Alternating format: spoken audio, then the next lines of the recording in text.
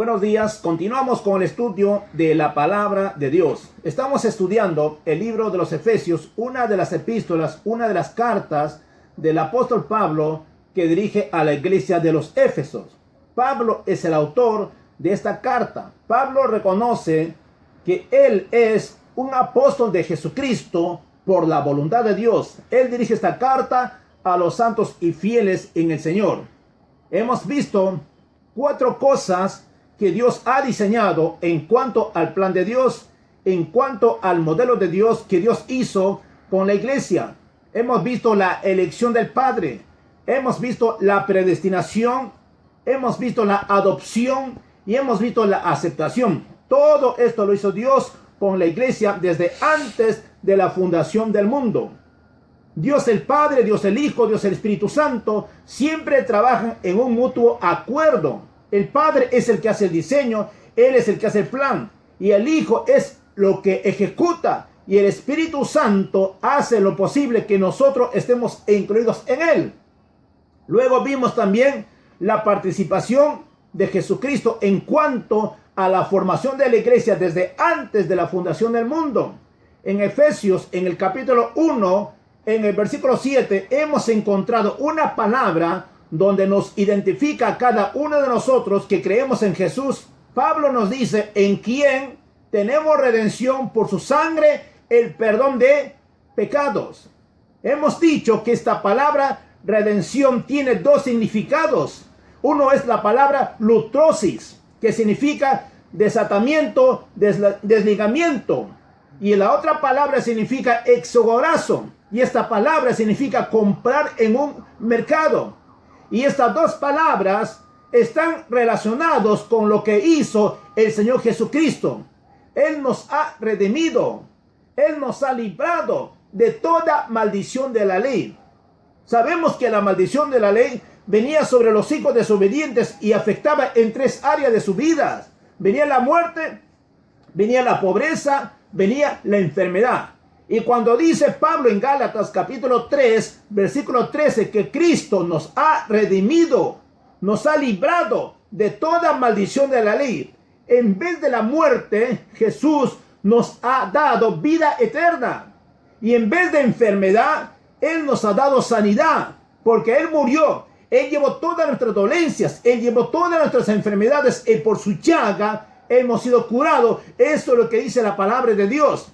Y en vez de pobreza, tenemos toda la riqueza espiritual, y Dios es quien suple todas nuestras necesidades conforme a su riqueza en gloria en Cristo Jesús.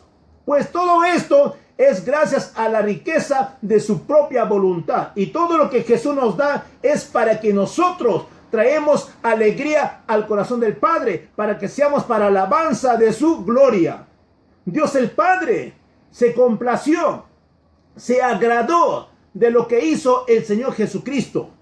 Nosotros, al estar en Cristo, también Dios se está complaciendo, Dios se está agradando. Mucho más, si nosotros andamos a la luz de su palabra, entonces Dios va a traer regocijo. Y el Espíritu Santo que está en medio de nosotros va a glorificar al Padre cuando la obra de Dios es revelado en cada uno de nosotros. Pues la luz de Dios llegó a este siervo Saulo de Tarso, un perseguidor de la iglesia, y ahora Dios lo llama para ser su instrumento, para ser usado como un apóstol hacia los gentiles. Pues ahora lo que vamos a ver es el misterio escondido que Dios lo ha revelado a los hombres a través de su amado siervo Pablo.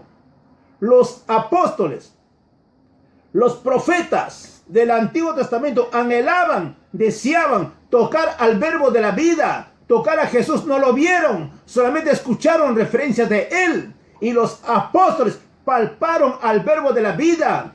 Pablo también tuvo una experiencia muy personal con el Señor Jesucristo. Pues así como Pablo tuvo una experiencia, nosotros también podemos tener esa experiencia con el Señor Jesús. Y lo tenemos porque tenemos al Espíritu Santo dentro de nosotros.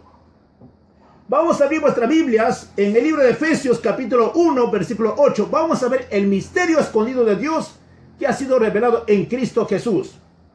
En Efesios 1:8 dice la palabra: que hizo Dios sobreabundar para con nosotros en toda sabiduría e inteligencia, dándonos a conocer el misterio de su voluntad, según el beneplácito, el cual se había propuesto en sí mismo. Verso 10. De reunir todas las cosas en Cristo en la dispensación del cumplimiento de los tiempos, así las que están en los cielos como las que están en la tierra. Versículo 8 dice que Dios hizo sobreabundar para con nosotros en toda sabiduría, en toda inteligencia. Si tú tienes a Cristo, tú tienes la vida de Dios. Si tú tienes a Cristo, tienes la sabiduría, tienes la inteligencia. Para que esa sabiduría, para que esa inteligencia sea revelada en tu vida, tú tienes que permanecer en la palabra de Dios.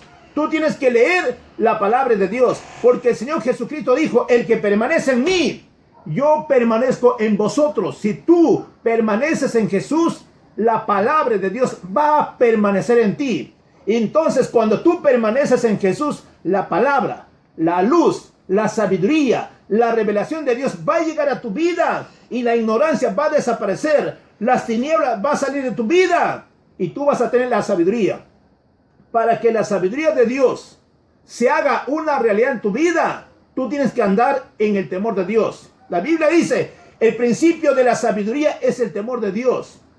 Eso no significa que tienes que estar asustado o tienes que estar con miedo. No, la sabiduría, el temor a Dios, hermano, significa respeto, reverencia a Dios por su palabra, por lo que tú puedes hacer. Entonces, toda la sabiduría, toda la inteligencia reposa en Cristo Jesús.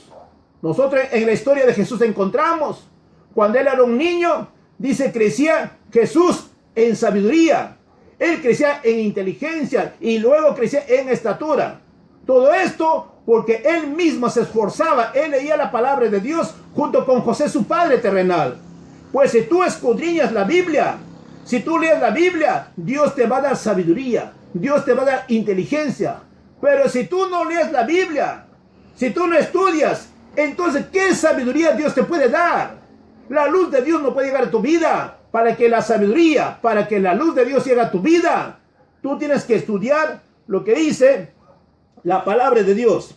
Entonces, el misterio escondido que Dios reveló a Pablo para que Pablo lo da a su iglesia es según su voluntad. La voluntad de Dios es darnos a conocer a cada uno de nosotros su voluntad. La sabiduría de Dios está disponible para toda persona que anda en el temor de Dios.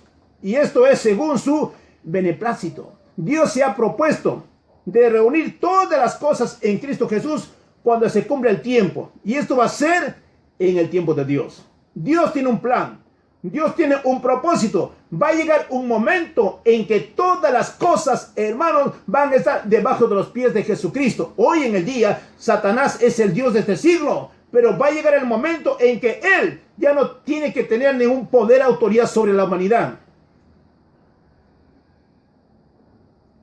Así como nosotros tenemos a Cristo y tenemos la autoridad, y también Satanás tiene autoridad sobre aquellos que no conocen a Dios. Pero es un día, va a acabar. Todo está en el plan de Dios, en el propósito de Dios, que pronto va a suceder.